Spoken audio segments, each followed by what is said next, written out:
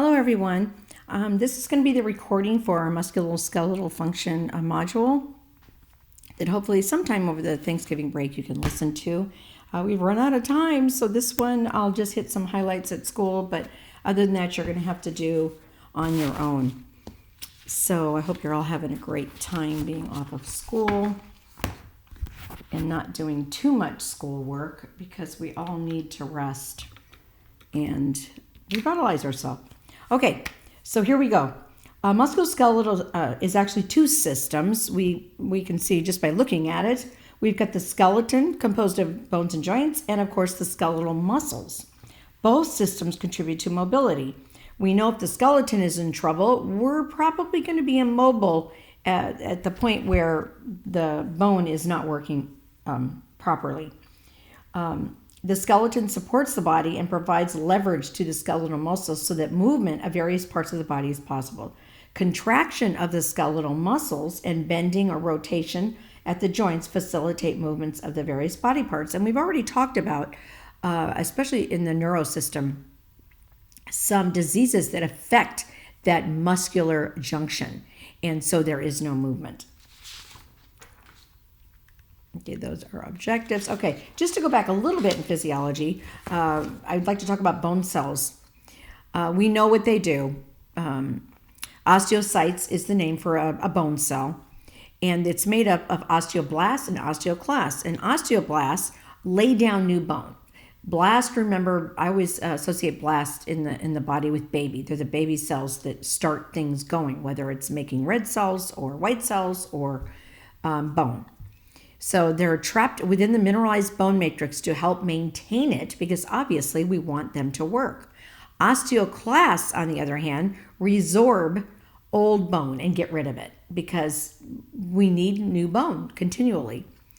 Resorption and resorb in this PowerPoint, try to put the word remove in your mind, because a lot of times people get it mixed up with like the kidney when it reabsorbs really good nutrients for the body. But this isn't reabsorb, it's resorption. That is the medical term for it, but it's basically we're removing it. And that's what the osteoclasts do. Here, I think I already said this, active on the outer surfaces of the bone. They form single layer cells. They respond to the parathyroid hormone, calcitonin, and vitamin D. So if we've got a mix up in any of these entities or hormones, we've got a problem with new bone.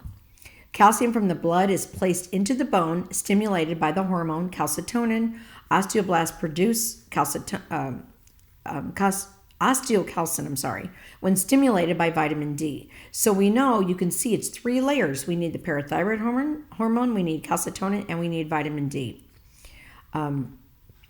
Osteocalcin acts like a hormone active in bone formation. So we need all three of those in tow to have a good base for bone formation.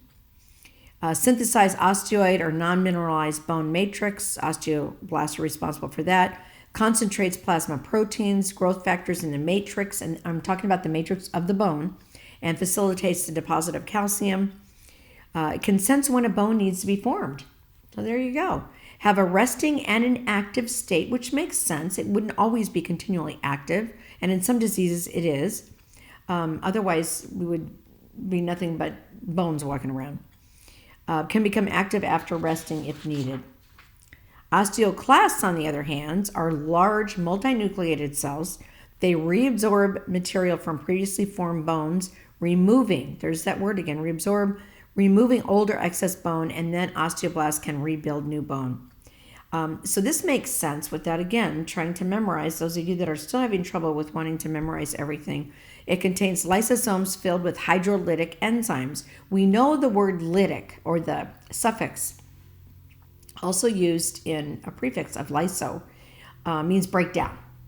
So it contains lysosomes filled with hydrolytic enzymes, which is going to break the bone into mineral components, and calcium becomes available so it can be transported where it needs in the body. Bone renewal continues throughout life, however, slows down with age, just like everything else. And this is kind of a key concept here. Estrogen, which of course is a female hormone, helps with calcium uptake and release and helps regulate osteoblastic activity.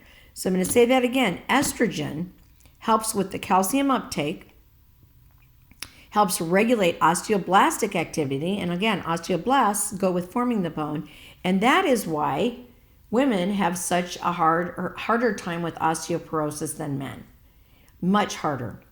Men have greater bone density than women from the get-go. It's just how they're made. African Americans have greater bone density than Caucasians. Osteocytes, it's a transformed osteoblast, so it's the more mature, that is surrounded in osteoid, and as it hardens from deposited minerals, synthesizes matrix molecules for bone calcification. Okay, so now we're going to move on to fractures, now that we know how bone is formed. And these are simply just definitions. So again, I want you to try to put these in a sentence for yourself, because I'm not going to just give you a definition on the exam. I'm going to give you a patient scenario and what type of fracture does she or he have. A complete fracture is just what it says. The bone's broken all the way through. Incomplete, the bone is damaged but is still in one piece. Tends to occur in flexible growing bones in children. Open is formally referred to as compound if the skin is broken. And people would get mixed up with compound fractures, just meaning that they thought they were horrific. But it has to be open. The skin has to be broken to have a compound fracture. Closed was formerly called a simple if the skin's not broken. So now it's much easier to remember either the skin is open or the skin is closed. Comminuted is a bone breaks in 2 or more fragments, and that was the one that used to get mixed up with compound. So the bone breaks in 2 or more fragments or places.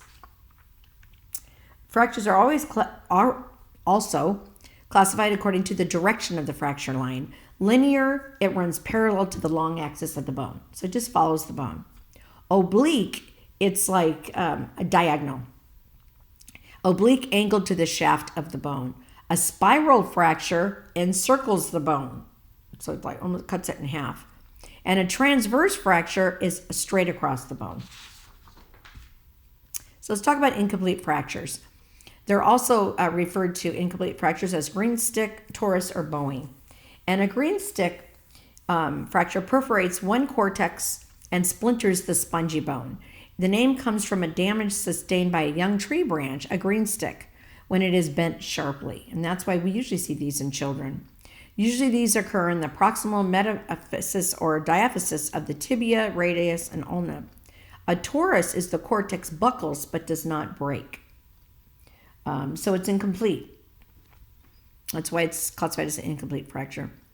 And bowing usually occurs when the longitudinal force is applied to a bone. So it bows. It instead of a straight bone, like in the arm or the leg, it bows out without the skin being broken because, again, it's incomplete. So usually, again, just to give evidence to this definition, it usually occurs in children and involves the paired radius and ulna or the tibia and fibula. It's a complete fracture, occurs in one of the bones. A complete fracture occurs in one of the bones of the pair. So it's either the tibia or the fibula or the radius and ulna. And then it disperses such stress sufficiently to prevent a complete fracture of the second bone, but the bone, because there's so much force, that second bone bows rather than breaks.